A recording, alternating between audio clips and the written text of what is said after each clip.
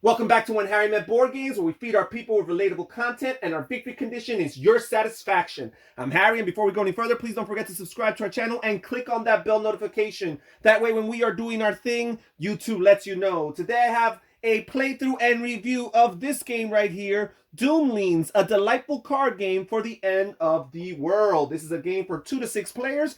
I have a setup here for 2 players. This is what the game looks like set up. First of all, you randomly construct your age cards, your age deck, which starts with the Birth of Life card on top, but randomly you choose from many different choices. There's lots of cards that this game comes with for potential ages to construct your age deck.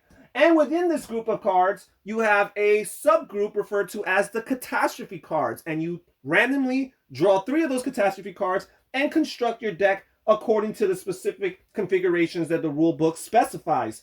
So you will have 3 catastrophe cards here. These age cards basically each contain rules text that govern that current round. Sometimes the rules apply for the duration of the game, and sometimes they have what's referred to as world's end applications, in particular the catastrophe cards and the third and final catastrophe card, which serves as an end game trigger.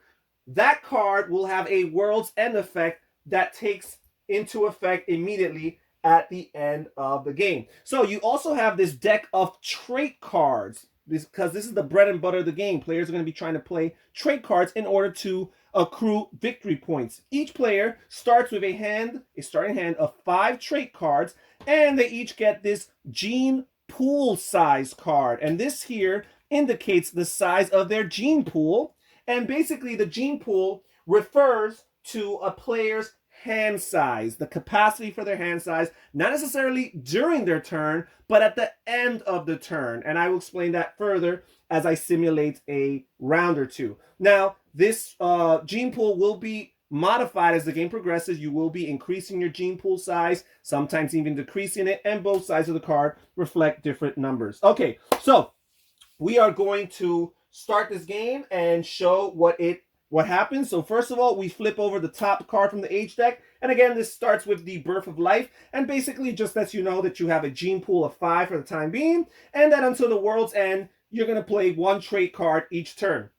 And then you stabilize at the end of your turn. I'll explain stabilizing later. Now, again, typically speaking, a player plays 1 card per round unless the card powers specify otherwise. And first of all, let's look at these traits. First of all, this game comes with tons of traits, dozens upon dozens of traits. So each game will play differently due to that. And each trait has a name. So for example, we have twitchy here, and we have self-awareness, and branches, and voracious, and hot temper.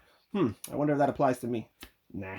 All right, so on the lower left-hand corner here, you have a number, and that number indicates how many victory points that card is going to be worth to the player who has this trait in their trait pile at the end of the game, or at world's end as the game refers to it.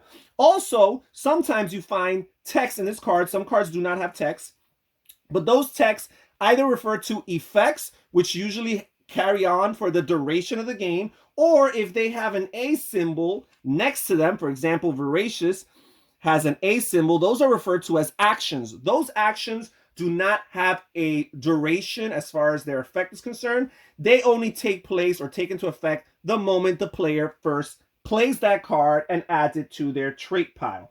Also, you'll notice that the cards come in different colors. You have red, you have green, you have blue. You also have purple. Those are the 4 main trait colors.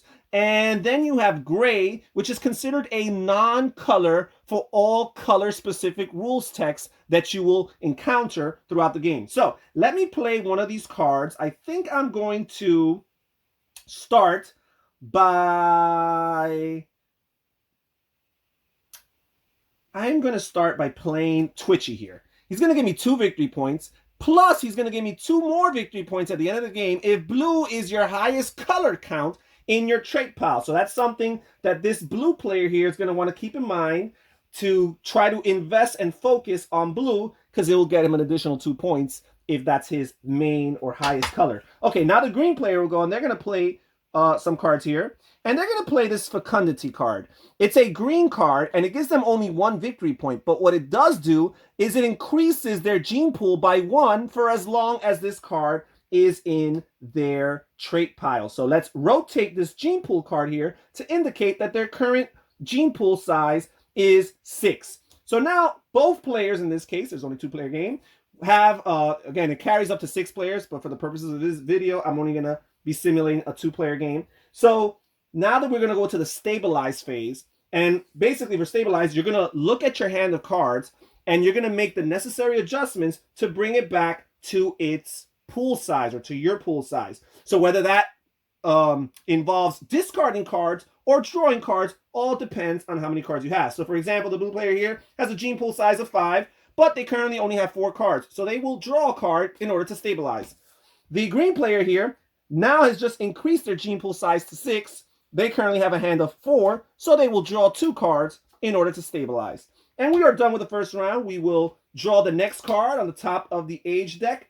And we have this card here, Fortune. And basically what it's going to do is that each player is going to get to draw 2 cards. So that's going to give them a few more options to play with for this current round. So again, we're going to play 1 card. So I'm going to play this Symbiosis card. This gives me 3 victory points, but it's also going to give you 2 points for every trait in your lowest color count. It does say that you must have 2 or more colors, right? So if your lowest color count is because you only invested in 2 colors or 1 color, it wouldn't count. But if you have 2 or more colors, it will count. So 2 points for every trait in your lowest color count. So that's pretty good, especially if I can focus on just 2, maybe 3 different colors, right? So let's see what this green player here will do. The green player is going to play this Hyper Intelligence card, and it's going to give them 3 victory points, and it has an at world's end condition. It says, at world's end, the opponents, all of them, in this case there's only 1, must discard 1 trait from their pile at random. So there are lots of ways to interact with your opponent's trait piles, more often than not in the negative or detrimental sense. Now, very important, this symbol here on the upper right hand corner, this star, plus the keyword text here, dominant, refers to very special traits that are more powerful or sometimes helpful than others. And specifically for these dominant traits, you can only have 2 dominant traits in your trait pile. So once you have a second dominant trait on your trait pile, there's kind of no way around it. There's no loophole. Well, I guess there is one loophole. There is one specific age card, which is referred to as the Birth of a Hero age card. That is the one and only exception to this dominant rule. Otherwise, you can never play more than 2 dominant traits into your trait pile. So again, I play this. It's going to give me 3 victory points. And again, it's going to be very helpful at the end of the game because potentially, you never know, it's going to be at random. It might be a very powerful card that we force the other opponent to discard from their trait pile. So now we're going to stabilize. So we drew cards at the beginning of hand, so we're going to have to discard to stabilize. So I've got to get back, the green player here, blue player has to get back to a hand of 5. So he's going to discard this self-awareness card. This card is really a card that you could play to hurt your opponent, but it doesn't do much other than that, right? You can play this at any time, so it is helpful. As a matter of fact, wait a second, I'm not going to discard that. I'm going to play this. This is a great opportunity because here it says you may use this on someone else's turn. So you don't even need to use this on your turn. So I could play this on this person's turn, give them -1 point, and I'm not even going to have to discard to stabilize. Okay, this player, on the other hand, will have to discard to stabilize. They're going to go down to 6. They have 7 cards currently. They're going to get rid of this Confusion card. It has -2 points. And there's some flavor text here that says, you may be asking yourself, why does this trait even exist, right? Like, why am I going to play a -2 point? And the reason is because there's a lot of different card combinations in this game. Sometimes you have cards that might help you score points for negative cards, negative point cards in your trait pile. Also, there's lots of cards that make you swap and switch and place trait cards from your pile onto another player's pile. So again, having a -2 might be helpful in the sense that in a future round, you can swap it or move it over to an opponent's hand. or trait pile, I should say. So yeah, we're going to just discard this confusion card. Again, it does serve its purposes, but it's kind of nuanced in that sense. Okay, so both players have stabilized. We will draw another age card. We have arid lands here. Players cannot play blue traits for this round. So the blue player is going to go. They're not going to play this migratory card because it's a blue card. They're going to play this propagation card, which gives them an action. It gives them 1 point. They get to play one additional trait at on this turn. So they're going to play branches, which again is a green card with 1 victory point, but it's going to give them +1 victory point for every pair of green traits in your opponent's trait pile. So the green player over here is going to have to be careful if they want to play more green cards, because with every pair of green cards they play, they're going to be giving 1 point to the blue player. Okay, so the green player is going to go here, and speaking of green cards, they have this pollination card, but they want to think about that. Instead, they're going to play this teeth card here. This purple card only gives them 1 victory point, but does increase their gene pool by 1. So we'll rotate this card from 6, and now their gene pool is as high as 7. So they've got a lot of cards to work with. So both players are going to stabilize. This player is at 5, so they will draw 2 cards. This player is at 7, so they will draw 2 cards. And we move on to the next age. We flip over the card, and it's Eclipse. It says players cannot play red traits. So last round, we couldn't play blue traits. This round, we couldn't play red traits. Let's see what we're going to do. This player does have this delicious trait card here. It says to play, you must have at least 1 colorless trait in your trait pile. And we do not. We do not have a colorless trait in our trait pile. So, cannot play this card. I'm thinking about, I want to keep the colors here limited, because again, they do have that card that scores them for their lowest color count. If I get too many colors there, it might be hard. So we're probably going to keep it to red and blue. So for the time being, I'm going to play this migratory card here, which gives you 2 victory points and no other effects. This player here, ooh, they could play this inventive card here, which they get to play an action from an opponent's trait pile. They don't necessarily get that card. They just get an opponent's trait pile. So what does the player's trait pile have? Let's see. +1 for every pair. Ooh, that's not an action though. Play 1 additional trait. Play 1 additional trait is the only other card they have. So you know what? They will play this inventive card, which gives them 1. And they're going to play the action there from this card here, the, what was it? The propagation card, which lets them play 1 additional trait card. Let me see if there's anything else I want to do. Okay, that's it. So let's play 1 more card here, and I'm going to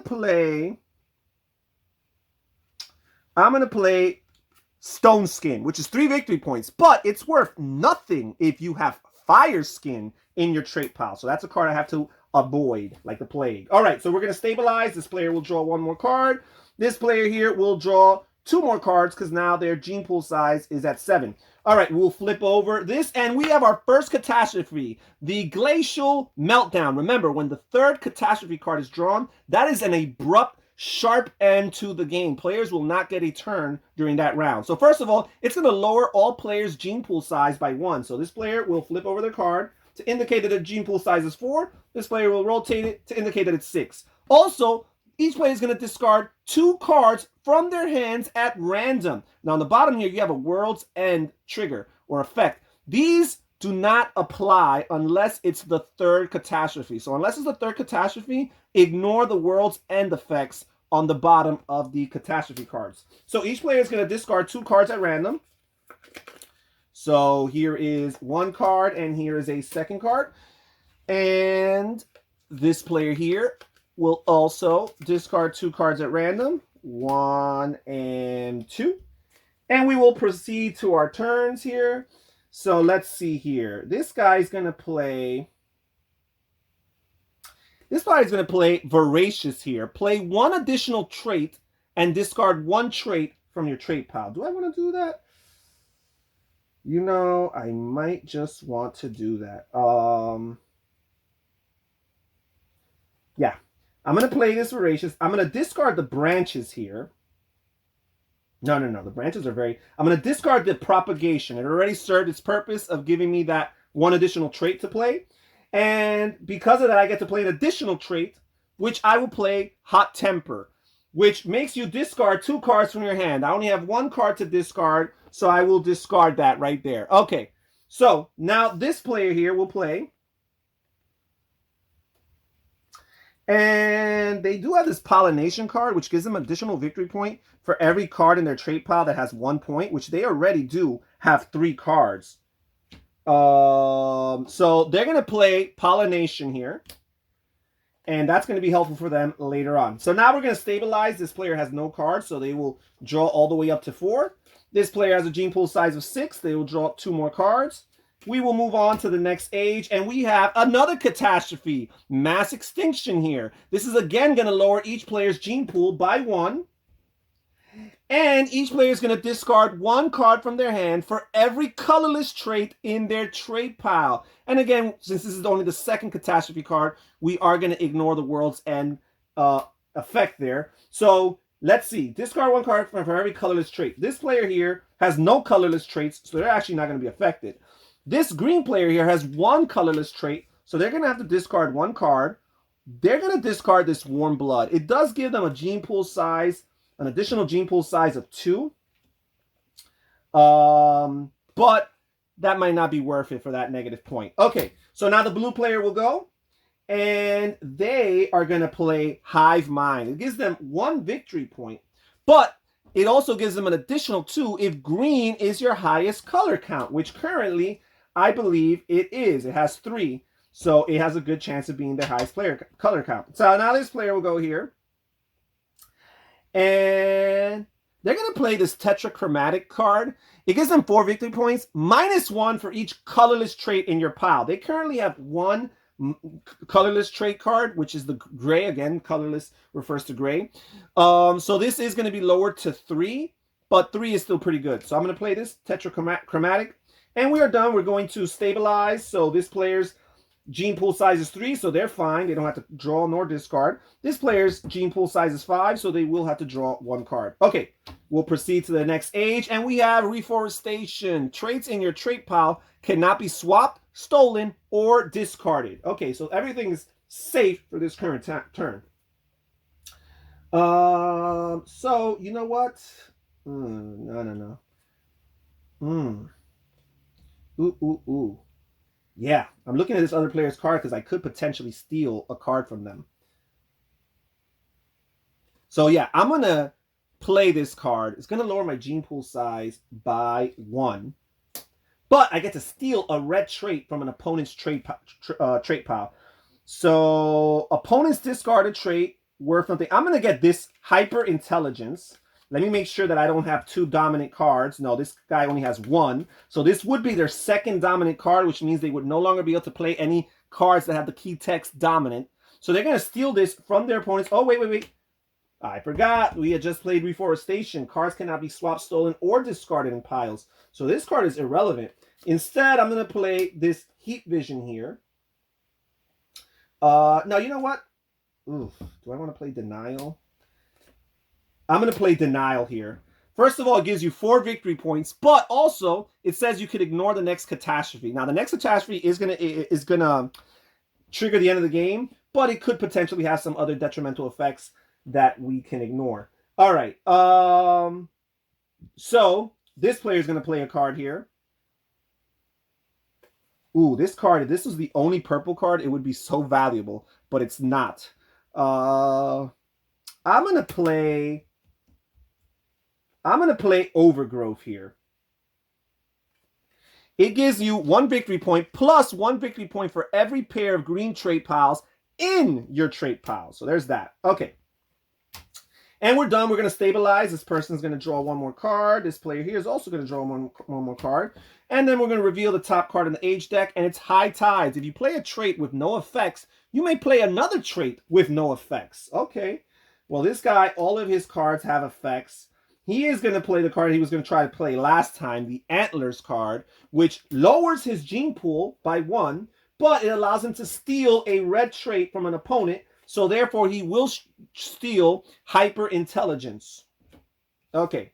And again, that's his second dominant card. Now this player has no dominant cards in their trait pile, so it does free them up to play cards. Not that they have any dominant cards in their hand, but they're going to play this tiny little melons. Greens help them a lot. First of all, it's going to contribute to this overgrowth card, but it's going to give them 1 victory point and the action to steal 1 green trait from an opponent's trait pile. So let us see what green card I want most. Ooh, right here, baby. This dominant card. So they just took one of the green player's dominant cards, and now the green player is going to take the blue player's dominant cards. Symbiosis. So basically, he lowered his gene pool for nothing because now this guy got 3 points back, and this is going to help him with his overgrowth ability to score points for pairs of greens. Okay, and this is going to give you 2 points for every trait in your lowest color count at the end of the game. So that hurt the blue player a lot. Okay, so we're going to stabilize. This guy's gene pool size is just 2, so there will be no drawing of cards. This player has 4, so they will draw 1. We will reveal the next age card, and we have Enlightenment. It says you may discard 2 cards before you stabilize. Interesting. Okay, so now this guy's going to go, and he could play this Heat Vision, which will give him 1 for each red card he has, including this one. So even though it starts out at negative, it actually will end up in the positive because we have lots of red cards. So he will play this Heat Vision. And this guy will go, and he will, let's see, do we have an even amount? We have 1, 2, 3, 4, 5 green cards, and then I do score for having pairs. So you know what? I might play, this Woody Stems there, right there. And that's it. Now this guy, this Enlightenment, does allow you to discard 2 cards before stabilizing if you so please. You may play its action. That's not bad. I might want to keep that one. I'm going to discard Nocturnal because, again, it's not going to be that helpful for me because it would only be helpful if I had no purples. So I'll discard those 2. We're each going to stabilize. This guy's only going to draw 1 card. This player here will draw 3 cards to go back to 5. And we will reveal the next age card. And we have Temporal Sands. Play the effect of the previous age, which, again, was Enlightenment, which allows you to discard 2 cards before stabilizing. Okay, so this guy's going to play this kidney because, first of all, it's a point for every kidney, which you have in your trait pile, which is the only one so far. But remember, I did play Heat Vision, which will help me with red cards in the future. Okay, so there's that. Now this player, he's going to play this Selective Memory card. And even though it only gives you 0 points, it's very helpful because, first of all, it gives you the action to play 1 card from the discard pile, and you actually get to play its action. Now, normally, whenever you swap or steal or switch cards or draw cards, normally you cannot replay its action, right? Those are things that only get played once and for all the first time a card plays, but this is an exception to the rule. So I'm actually going to play this Propagation card, which gives me 1 point, allows me to increase for my overgrowth ability to score for those greens, but it also has an action in and of itself to play 1 additional trait. So this is going to be a massive turn. Ooh, this Morality card. It gives me 5 points, but it says you may only play this if you give 1 positive value trait to an opponent. Oof. So yeah, I'm going to give them this purple card, and I'm going to play this right here. So I think I have to give it to them in their pile, actually. So I'm going to play Memory right there. So I did have to give them 2 points to get 5, but that's still a 3-point positive right there. Okay, so we are done with that. Let's stabilize. This player will draw 1 more card. This player will draw 3 more cards. The end of the world is coming soon. I could sense it. Age of Peace. Ignore all trait actions. Again, that doesn't refer to trait effects. That refers to the particular effects that have that A symbol next to it. Okay, so this player is going to go first. This Swarm card is only valuable if you play additional Swarm cards. So instead, they're going to go for the sure thing and play this Conscious card, which gives them 2 points. Now this guy's going to go. And again, greens are very helpful for him. So he has 1, 2, 3, 4, 5, 6, 7 greens. So another pair would be helpful. He will play this Appealing card, which gives him 3 more points. All right, let's stabilize. This player will draw 1 more card. So will this player. And now we will flip over the top card from the H deck. And it's Galactic Drift. So I guess the last card will be the Catastrophe. If you play a colorless trait, you may play another colorless trait. So this guy doesn't have any colorless traits. he has this Dragonheart card, which gives him 1 point plus 4 if you have all 4 colors in your trait pile. He has green. Remember, gray does not count for the purposes of color. He has purple, he has red, he has blue, and he has green. He has all 4 colors. That's great. So he will play this Dragonheart, and it will be a lot of points for him at the end of the game. All right, this guy's going to go. And let's see. Opponent's in our hand. You know what? This is just a straight up card to play. Adorable. It's 4 points right there. And then this guy will stabilize by drawing 1. This guy will stabilize by drawing 1. And we will flip over this card. And it says catastrophe, overpopulation. So this actually helps players by increasing their gene pool size by 1. Draw 1 card for every color type in your trait pile. This guy has all 4 color types. And this guy has all 4 color types. I do these effects because I do not know how they sometimes might impact scoring, right? For example, there are some trait cards that score you based on your gene pool size at World's End. So let's look at the World's End effect of this card. It says 4 points to the players with the fewest traits in their trait pile. So let's see this guy. He has 1, 2, 3, 4, 5, 6, 7, 8, 9, 10, 11, 12, 13, 14. And this player has 1, 2, 3, 4, 5, 6, 7, 8, 9, 10, 11, 12, 13, 14, 15, 16. So the blue player is going to benefit off of those 4 points. Now let's see if there's any cards. Now we're going to do the scoring. We're going to see if there's any cards in green player's trait pile that affect the blue player's scoring. Let's see. It does not look like it. Worth nothing. Okay. There was this 1 card. Nope. Nope. Nope. Nope. Nope. Nope. It doesn't look like it. Okay. So there's no cards that affect the blue player's scoring. Let's see their points. They have 1 plus 4 if they have all of their colors in their trait pile, which they do. So this is going to be 5. So that's 9, 11, 13. 1 for every kidney. This is the only kidney in their pile. So that's 14.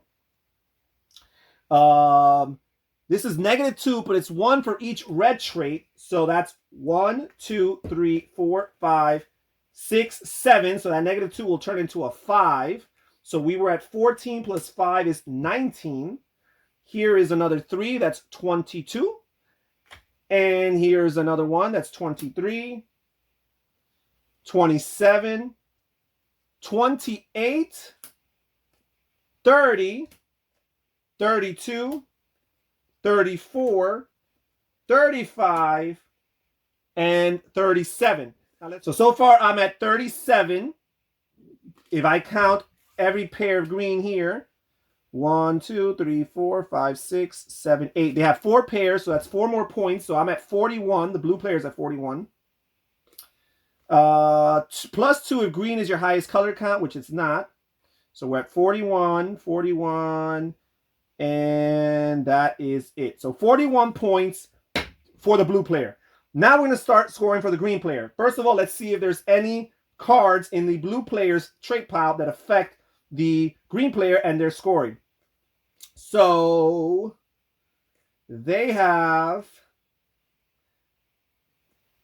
this World's End. Opponent discards 1 trait at random. So that was the only card that affects him. Remember, they have 41 points. So this player has lots of good cards in their trait pile. So there's a good chance that the card we're discarding will be a good one. All right. So we are discarding this one. 4 points, which actually was 3 because it would have been subtracted from my colorless points, which I had. Well, I actually had 2 colorless cards, so that was only 2 points. Okay, so let's score. This guy has 1, 5, 8, 9, 10, 11, 14, 15, 20, 21, 21, 24, 23, 24, 25. Let's see any special scoring. 1 for every pair of green traits in your pile. Again, I had 4 pairs, so that's 4 points. So 25 plus 4 is 29. 29. 29. Plus 1 for every card in your trait pile with a face value of 1. So I'm at 29. This is 1. That's 30.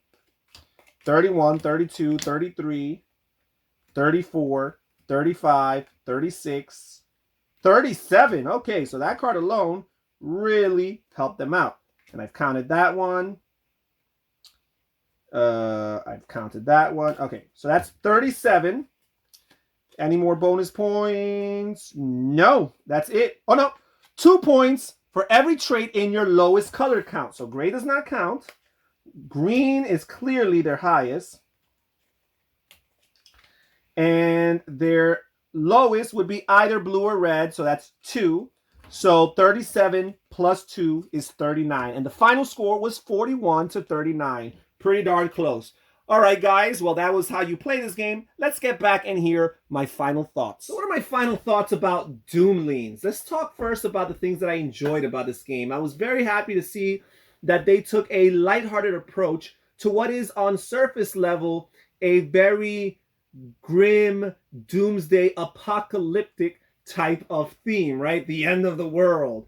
I enjoy the presentation, the artwork, and the flavor text, which all leads and contributes to that lighthearted feel. Some of the flavor text you find in the cards, you just can't help but notice, and reading them, they're irrelevant to gameplay, but they're very flavorful, right? And give you that feel of the theme. It's a very silly, lighthearted approach to this cataclysmic event, the end of the world. I enjoy the variety of this game. There's a lot of variety. First of all, you have your age cards, and there's a lot of ages, and you're only going to have 9 regular age cards in each game out of potential 25 from their overall supply. So each game is going to have a different set or configuration of age cards. Also, you have your catastrophe cards, and there are 15 of them to choose from, and only 3 will be selected for each game. So again, it's gonna vary up from game to game as far as how those ages play out, the order in which they play out, and how they combine and mix and match with one another. So I always like games that have high set of variability, and this game absolutely lives up to that. There's also lots of variety, a healthy dose of variety as far as the trait cards are concerned. There are so many different traits that all do different things and have different names.